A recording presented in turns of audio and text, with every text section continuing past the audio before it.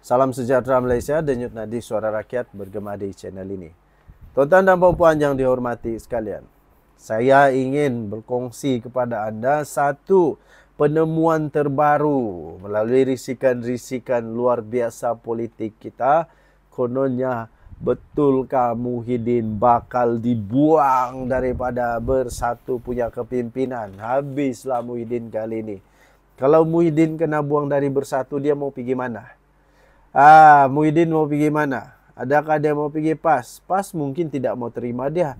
Sebab Muhyiddin dia mau jadi Perdana Menteri. Tapi PAS pun ada calon Perdana Menteri. Mau pergi UMNO, UMNO langsung tak mau terima dia. Mau pergi PKR pun tak terima dia. Apalagi mau pergi DAP, langsung tidak terima. Jadi Muhyiddin pergi mana? Muhyiddin mau pergi mana kalau dia kena buang oleh Bersatu? Silap-silap dia pergi planet Pluto lah mungkin. Kesian dia ni. Kesian. Jadi dakwaan mahu disingkirkan daripada pemimpin Bersatu. Ini sebenarnya yang sedang berlaku. Ini penjelasan penting bagi anda. Tapi sebelum itu, bagi anda yang ada masalah kencing manis, darah tinggi, kolesterol, apalagi buah pinggang, jantung, paru-paru, kanser, TB kah, gout, kolesterol, apalagi penyakit lain, penyakit kulit, penyakit batin lelaki, batin perempuan, apa saja masalah penyakit disebabkan oleh kita punya imun badan yang sudah lemah ataupun sudah jadi bodoh. Kerana itu ada satu produk daripada Full Life Research yang saya ingin kongsikan bagi anda. Produk ini bukan ubat, ini adalah transofactor. Nama saintis dia pun memang transofactor.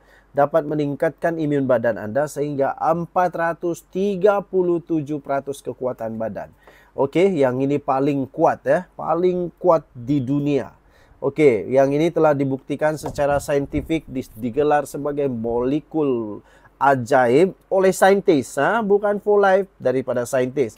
Kemudian dia ada juga kajian selama lebih daripada 50 tahun, dan yang paling best, dia sudah pun masuk di dalam buku rujukan para doktor di seluruh dunia. Dia diterima di hospital-hospital dan juga di klinik-klinik serata dunia. Okey, bagi anda yang memerlukan, WhatsApp saya, telefon saya. Dakwaan mahu disingkir daripada pemimpin Bersatu, ini penjelasan Muhyiddin Yassin.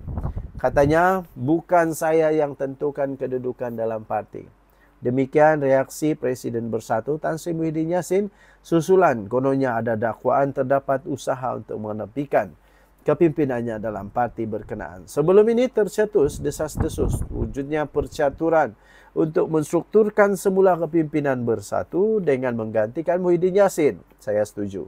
Bukan lagi rahsia, pergeseran boleh dilihat jelas melalui kenyataan daripada pemimpin tertentu. Daripada pemimpin tertentu yang menghentam kohort sama dalam parti. Tindakan itu dilakukan dipercayai kerana wujudnya dua kem dalam kepimpinan Bersatu kini. Masing-masing pasukan menyokong Presiden dan satu lagi menolak kepimpinan bekas Perdana Menteri yang juga adalah pengerusi Perikatan Nasional itu sekarang. Muhyiddin Yassin yang ditemui selepas beliau merasmikan persidangan tahunan Bersatu bahagian Pagoh 2025 di sini hari ini berkata cakap-cakap berkaitan pertukaran kepimpinan hanyalah ramalan. Tapi ingat, selalunya politik di Malaysia bermula dengan berita kabar angin. Akhirnya dinafikan. Tapi kabar angin selalu menjadi kenyataan di Malaysia. Begitu juga katanya dengan desas-desus berhubung barisan kepimpinan dalam Perikatan Nasional yang bukan juga ditentukan oleh seorang. Sebaliknya barisan kepimpinan parti yang bekerjasama. Mereka yang buat keputusan, kalau mereka kata saya ambil lah, kata beliau. Setakat saya tahu dalam perjumpaan antara Bersatu dengan PAS untuk membincangkan soal Perikatan Nasional beberapa bulan lalu, kenyataan itu dikeluarkan Tan Sri Abdul Hadi Awang menyokong saya sebagai pengerusi Perikatan Nasional katanya. Tambahnya, saya nak pegang pada yang satu itu. Itu setakat yang saya tahu, kata dia. Berhubung kedudukan apapun, baik jawatan saya, di mana saya dalam parti, bukan saya tentukan, saya tak tentukan. Nak jadi calon Perdana Menteri, bukan saya tentukan, katanya lagi. Malah Muhyiddin Yassin turut mendedahkan, beliau turut mendedahkan perkara-perkara yang berkaitan dengan perkara itu juga. Okey?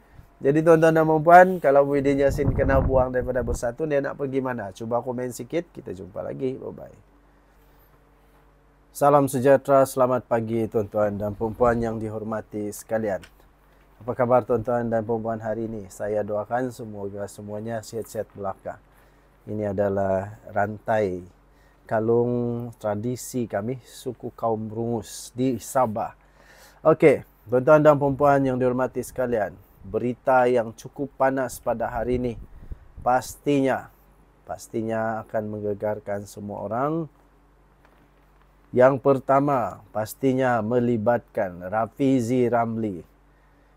Berita cerita tentang Rafizi Ramli belum lagi berkesudahan. Hari ini sidang media Rafizi Ramli akan dibuat secara eksklusif. Ramai orang membuat teka-teki. Apa sebenarnya sidang media yang akan dibuat oleh Rafizi pada hari ini?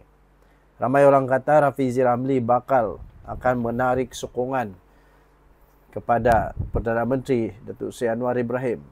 Tapi sebenarnya, sekejap lagi saya ingin kongsikan kepada anda apa sebenarnya rahsia sidang media Rafizi pada hari ini. Ini adalah rahsia yang kita dapat tahu dulu. Tapi sebelum itu, bagi anda yang ada masalah kesihatan, 3 serangkai, sakit jantung, buah pinggang, kencing manis, kolesterol, gout, kanser, sakit badan, lengu-lengu badan, sakit lutut, apa sajalah. Buasir kah, sakit mata, sakit saraf, sakit masalah lelaki, masalah perempuan. Semuanya disebabkan oleh imun badan yang rendah. Ini transfer factor daripada For Life Research adalah satu produk saintis yang dapat meningkatkan imun badan anda sehingga 437% kekuatan imun badan. Ini bukan ubat, tapi ini adalah produk yang dapat membantu anda meningkatkan imun badan dan akhirnya boleh sihat dengan imun badan yang optimal. Dengan bukti-bukti saintis yang cukup banyak telah dibuktikan, telah masuk juga di dalam buku rujukan para doktor dan juga telah disebut oleh saintis sebagai miracle ajaib. Okey.